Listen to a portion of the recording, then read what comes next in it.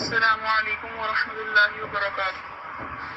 نحمده ونصلی علی رسولہ الکریم، اما بعد، فاعوذ باللہ من الشیطان الرجیم، بسم اللہ الرحمن الرحیم۔ پارہ نمبر 2، رکوع نمبر 9۔ الحج اشہر معلومات، حج کا جو مہینہ ہے وہ متعین ہے، یعنی حج کے جو مہینے ہیں وہ متعین ہیں۔ فمن فرض فیہن الحج، پھر جو شخص حج کا ارادہ کرے، فلا رفث، تو وہ کیا کرے، تو وہ جماع نہ کرے اپنی بیوی سے، ولا فسوق، اور نہ ہی کوئی گالم گلوچ کی بات کرے، ولا جدال، اور نہ ہی جس نے حج کا ارادہ کیا ہو وہ لڑائی جھگڑا کرے، فی الحج، حج کے درمیان۔ وما تفعلوا، اور جو تم کرتے ہو، من خیر، بھلائی کے کاموں میں سے، یعلمہ اللہ، اسے اللہ رب العزت خوب جانتے ہیں۔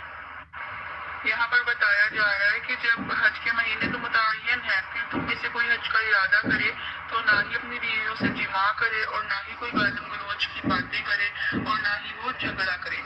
آگے فرمایا وَتَزَوَّدُوا، اور تم ساتھ اپنے زاد راہ لے لیا کرو، فَإِنَّ خَيْرَ الزَّادِ التَّقْوَىٰ، کہ بہترین زاد راہ جو ہے وہ تقویٰ ہے۔ اب یہاں پر جو زاد راہ لینے کا حکم ہے اللہ رب العزت نے، وہ اس لیے دیا کیونکہ جو اہل عرب تھے وہ کہتے تھے کہ جب ہم حج کے ارادے سے نکل رہے ہیں تو ہم اللہ رب العزت پر اتنا توکل کرتے ہیں کہ اگر ہم کھانا پینا ساتھ نہیں لیں گے نا تو اللہ رب العزت جو ہے وہ زاد راہ جو ہے وہ عطا کر دیں گے۔ لیکن اللہ رب العزت نے فرمایا نہیں، تم بلکہ اپنا جو زاد راہ ہے سفر میں حج کے دوران جو کھانے پینے کا سامان ہے وہ ساتھ لے لیا کرو۔ اس سے معلوم ہوا توکل صرف یہ نہیں ہے کہ اللہ رب العزت کی ذات پر بھروسہ کر کے ہاتھ پر ہاتھ رکھ کر بیٹھ لیا جائے، بلکہ توکل تو یہ ہے کہ انسان اسباب اختیار کرے اور پھر باقی جو معاملات ہیں وہ اللہ رب العزت کے سپورٹ کرتے۔ آگے فرمایا واتقونی، اور مجھ سے ڈرو یا اولی الالباب، اے عقل مندو۔ پچھلی آیات مبارکہ میں اور پچھلے جو رکوع میں حج اور عمرہ کے احکامات بیان ہوئے تھے، اور اس رکوع میں ہے وہ خاص طور پر حج کے دوران جو ہے اہل عرب کی جو باطل عقائد و نظریات وغیرہ تھے ان کا رد کیا جا رہا ہے۔ پہلا جو نظریہ تھا ان کا کہ ہم زاد راہ نہیں لیں گے حج کے دوران، توکل کریں گے، اس کی اللہ رب العزت نے تردید کر دی کہ تم زاد راہ اپنے ساتھ لے لیا کرو۔ اگلی آیت مبارکہ میں اللہ رب العزت نے ارشاد فرمایا لیس علیکم جناح، تم پر کوئی گناہ نہیں ہے۔ کس چیز کے بارے میں؟ ان تبتغوا فضلا من ربکم، کہ تم تلاش کرو اپنے رب کے فضل کو۔ اب یہاں پر جو ہے وہ دوسرے جو باطل عقیدہ تھا ان کا، اس پر رد کیا جا رہا ہے کہ اہل عرب جب حج وغیرہ کیا کرتے تھے تو حج کے دوران جب وہ مینا میں جاتے تھے تو بہت بڑے بڑے اسٹالز وغیرہ لگاتے تھے اور تجارت وغیرہ کیا کرتے تھے۔ پھر جب صحابہ رضی اللہ تعالیٰ عنہ جو تھے وہ ایمان وغیرہ لے، انہی میں سے جو لوگ تھے وہ ایمان لے اور صحابی بن گئے، تو پھر جب وہ حج کرنے روانہ ہوئے تو انہوں نے سوچا کہ جو ہے زمانے جاہلیت میں جو ہمارے جو بڑے تھے جب وہ حج کیا کرتے تھے اور مینا میں جو تھے وہ تجارت وغیرہ کیا کرتے تھے، تو کہیں ایسا نہ ہو ہمیں اس پر گناہ ملے تجارت وغیرہ کرنے پر، تو انہوں نے تجارت ترک کر دی۔ اور اسی طرح ایک شخص تھا حضرت عبداللہ بن عمر رضی اللہ تعالیٰ عنہ کے پاس تشریف لایا اور اس نے کہا کہ ہمارا تو کام ہی یہی ہے کہ ہم لوگ تو وہاں اونٹ چڑھاتے ہیں اور جو حج کے دوران جو لوگ ہوتے ہیں وہ ان سے اونٹ جو ہے وہ کرائے پر لیتے ہیں، ہمارا تو کاروبار ہی یہی ہے۔ تو عبداللہ بن عمر رضی اللہ تعالیٰ عنہ نے اس شخص سے کہا کہ اسی طرح یہی سوال جو تم نے مجھ سے کیا ہے وہ ایک شخص نے آپ صلی اللہ علیہ وآلہ وسلم سے سوال کیا تھا کہ کیا ہم حج کے دوران جو ہے تجارت وغیرہ کر سکتے ہیں۔ اس پر اللہ رب العزت نے یہ آیت مبارکہ نازل فرمائی تھی کہ لیس علیکم جناح، تم پر کوئی گناہ نہیں ہے، ان تبتغوا فضلا من ربکم، کہ حج کے دوران جو ہے وہ تم اپنے رب کا فضل تلاش کرو یعنی تجارت کرو۔ ہاں اس کے ساتھ ایک بات ذہن نشین کر لینی چاہیے کہ تجارت کے دوران جو ہے حج کی جو اراکین وغیرہ ہیں، عبادات وغیرہ ہیں، ان میں کمی اور کوتاہی نہ آئے۔ دوسرا یہ عقیدہ اس پر رد، اور تیسرا جو تھا وہ اہل عرب جو تھے وہ کہتے تھے کہ ہم جو ہے وہ مکہ اور جو بیت اللہ ہے نا اس کے پاس بان ہے۔ تو آپ کو پتہ ہے حج کا جو ہے ایک بہت بڑا رکن یہ ہے کہ میدان عرفات میں جو ہے وہ وقوف کرنا، یعنی میدان عرفات میں ٹھہرنا۔ لیکن جو عرب تھے، مکہ والے تھے، جو وہ کہتے تھے کہ ہم کیوں عرفات میں جائیں، ہم تو مزدلفہ میں ہی ٹھہر جائیں گے۔ وہ کہتے تھے عرفات جو ہے وہ حدود حرم کی میقات جو ہے اس سے باہر ہے، تو ہم تو مکہ اور اہل مکہ کے یعنی بیت اللہ کے پاس بان ہیں، ہم تو نہیں اتنی آگے جائیں گے، ہم مزدلفہ میں ہی ٹھہرے رہیں گے، ہم بیت اللہ پر اپنی کمر یعنی پیچھ نہیں کریں گے۔ تو اس پر اللہ رب العزت نے اور جو عام لوگ تھے اس وقت وہ پھر مزدلفہ سے یعنی کہ وقوف عرفات وغیرہ بھی کیا کرتے تھے اور واپسی میں مزدلفہ آتے تھے، لیکن جو یہ لوگ تھے یہ جو ہیں مزدلفہ میں ہی ٹھہرے رہتے تھے اور عرفات کے لیے جاتے ہی نہیں تھے۔ تو اللہ رب العزت نے ان کے باطل عقیدے کو رد کیا اور فرمایا فَإِذَا أَفَضْتُم مِّنْ عَرَفَاتٍ، پھر جب تم روانہ ہو عرفات سے فاذکروا اللہ عند المشعر الحرام، تو اللہ رب العزت کا ذکر کرو مشعر الحرام کے پاس یعنی مزدلفہ میں بھی۔ مشعر حرام جو ہے وہ ایک پہاڑی ہے، تو اس کے ارد گرد جو ہے وہ مزدلفہ ہے، تو وہاں تلقین کی جا رہی ہے کہ اللہ رب العزت کا ذکر کرو، وَاذْكُرُوهُ كَمَا هَدَاكُمْ، اور اللہ رب العزت کا اس طرح ذکر کرو جیسے تمہیں ہدایت کی جاتی ہے، یعنی جیسے تمہیں بتلایا گیا۔ اہل عرب کا ایک عقیدہ یہ بھی تھا کہ وہ حج کے دوران جو تھے وہ اونچی اونچی آواز سے جو اپنے آباء و اجداد کا ذکر کیا کرتے تھے، اللہ رب العزت نے ان کو فرمایا کہ اللہ رب العزت کا ذکر کرو مشعر الحرام کے پاس۔ آگے فرمایا وَإِن كُنتُم مِّن قَبْلِهِ لَمِنَ الضَّالِّينَ، اس سے پہلے ہی جو تھے تم لوگ گمراہ لوگوں میں سے تھے۔ پھر آگے فرمایا ثُمَّ أَفِيضُوا، پھر جب تم لوٹو مِنْ حَيْثُ أَفَاضَ النَّاسُ، پھر تم بھی لوٹو جہاں سے لوگ واپس آئے ہیں، وَاسْتَغْفِرُوا اللَّهَ، اور اللہ رب العزت کا جو اللہ رب العزت سے بخشش طلب کرو، ان اللہ غفور رحیم، اللہ رب العزت بخشنے والے اور رحم کرنے والے ہیں۔ یعنی تم اپنے آپ کو مکہ کا پاسبان اور بیت اللہ کا پاسبان کہہ کر خالی مزدلفہ میں ہی نہ ٹھہرو، بلکہ جو لوگ عرفات گئے ہیں تم بھی ان کے ساتھ وہاں پر جاؤ۔ آگے فرمایا فَإِذَا قَضَيْتُم مَّنَاسِكَكُمْ، پھر جب تم پورے کر چکو حج کے مناسک ارکان وغیرہ، فاذکروا اللہ، تو اللہ رب العزت کا ذکر کرو، کذکرکم آباءکم او اشد ذکرا، جیسے کہ تم اپنے آباء و اجداد کا ذکر کیا کرتے تھے اس سے بھی زیادہ سخت، یعنی اللہ رب العزت کا جو ذکر ہے اس سے بھی زیادہ شدید طریقے سے کرو جیسے تم اپنے آباء و اجداد کا ذکر کیا کرتے تھے۔ یہ جو عرب تھے جب یہ حج کے ارکان وغیرہ سے فارغ ہوتے تھے تو مینا میں خیمے لگاتے تھے، اور ان کے خیمے میں اپنا جو ہے اپنے آباء و اجداد کا اس کثرت سے ذکر کیا کرتے تھے، ان کی نظمیں پڑھتے تھے، ان کی جو ہے وہ شعر و شاعری کیا کرتے تھے۔ تو اللہ رب العزت نے فرمایا کہ جب حج کے ارکان پورے کر چکو تو جیسے اپنے آباء و اجداد کا اتنی کثرت سے ذکر کیا کرتے تھے نا، تو اللہ رب العزت کا ذکر کرو۔